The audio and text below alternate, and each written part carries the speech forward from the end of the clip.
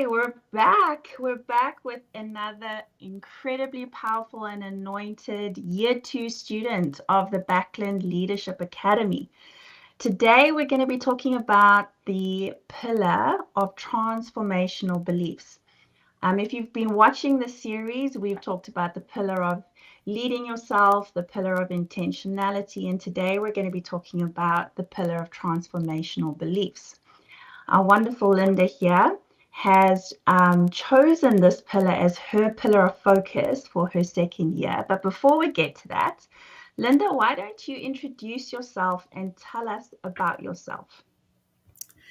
Yes, I'm Linda, and I first encountered Steve and Wendy's teaching 15 years ago.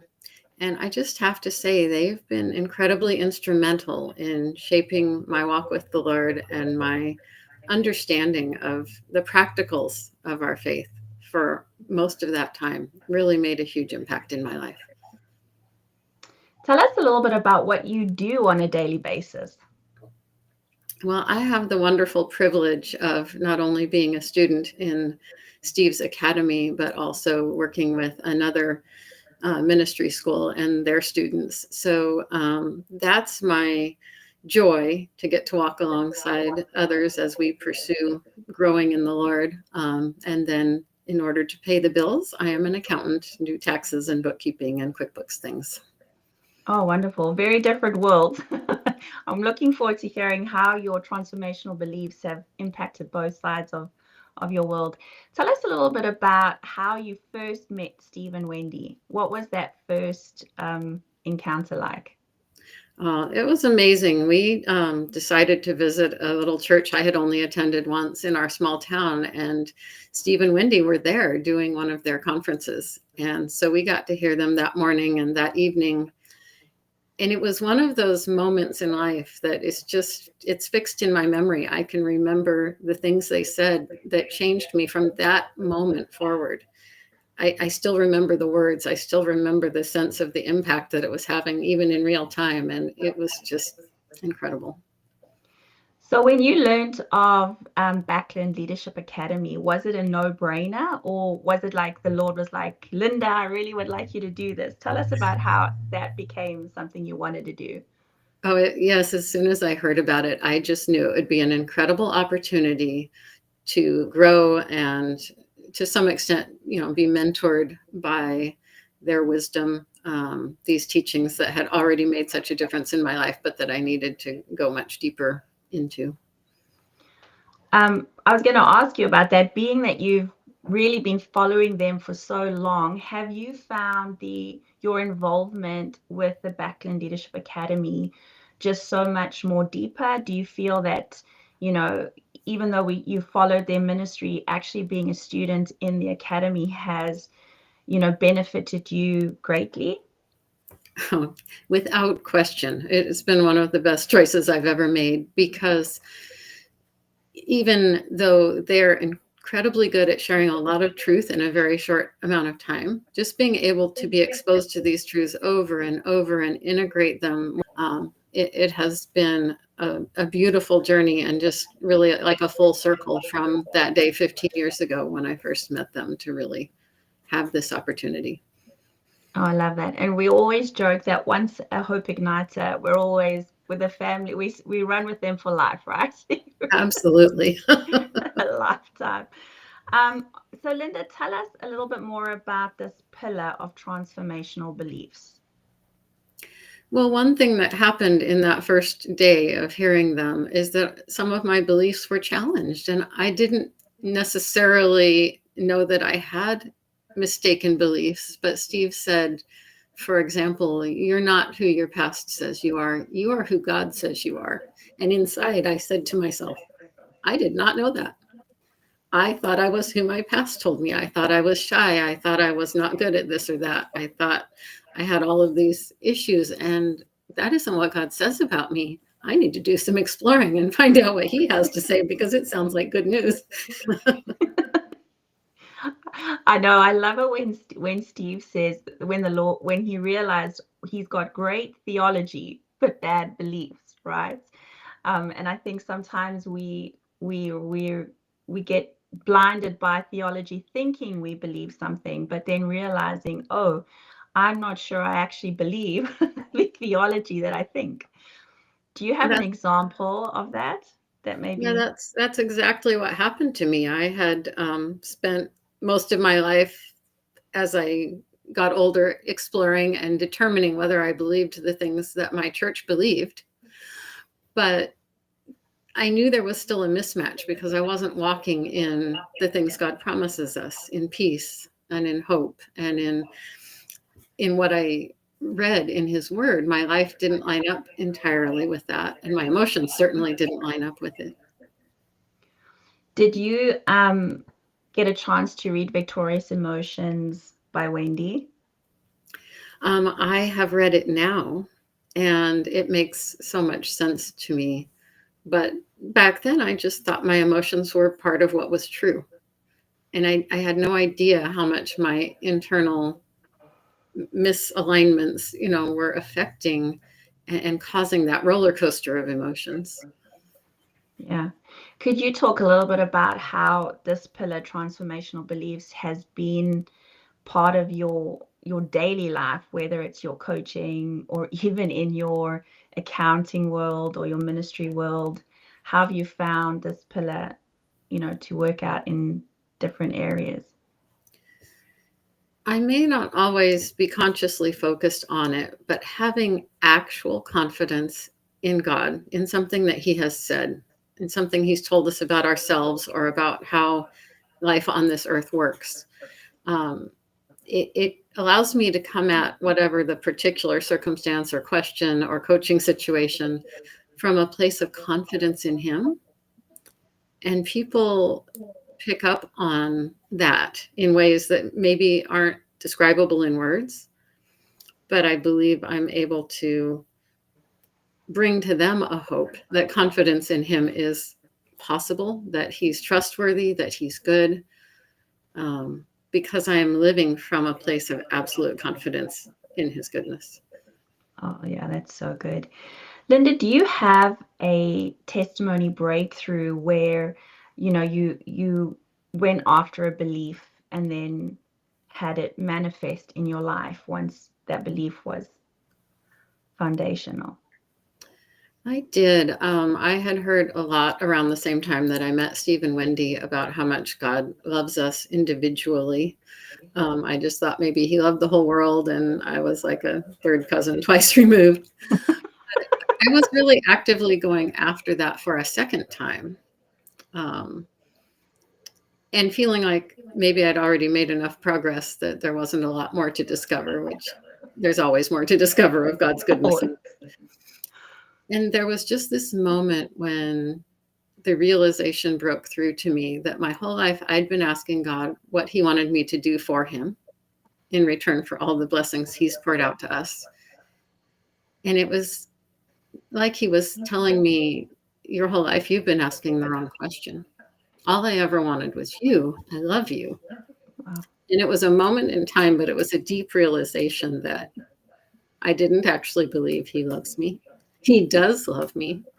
And choosing to accept that love and believe him and place confidence in that truth changed everything for me, because now I realize I can trust him. If he really loves me, I can also trust him with anything. I don't have to understand. I don't have to think I like it. His way is going to be good, and I can trust him. And it just opened up a whole world of other beliefs that, kind of a domino effect of beliefs that I needed to adjust to align with his goodness. Wow. And it's been Wow. an So good, incredible Linda. So good. So hopeful. Can you share some of your ways or systems that you intentionally use to go after beliefs? One of the ways really has been to spend a lot of time worshiping with music that tells me, reminds me over and over who he is. I think we all like to sing songs about his blessings and his goodness to us, but I really have gone after singing songs about who he is and just letting my brain hear that as I sing it to him over and over. until again, I don't question it anymore. I've decided that I've explored enough of this world and life and my options, and I just believe that he's good. I believe that he's loving. I believe that he's kind and merciful, and I need all of those things. Oh, But I can every come to day. him with the confidence that he will offer them to me again, new every morning. Beautiful. Oh, we all need him in those ways every day, every morning. Linda, talk to us about declarations. Do you feel declarations have been a big part of transformational beliefs? I think they have. I don't like to just repeat them rotely over and over because my brain will shut them out, tune them out. But I will repeat them in the form of worship. I will often repeat them in the form of a prayer of gratitude, thanking God for that thing that I need to remind myself of. Because then I feel like I'm connected with Him while I'm reminding myself of a specific truth that I need to really get anchored deeply in my life. Yeah, that's so good. Are we allowed to ask you what is a current belief that you're going after?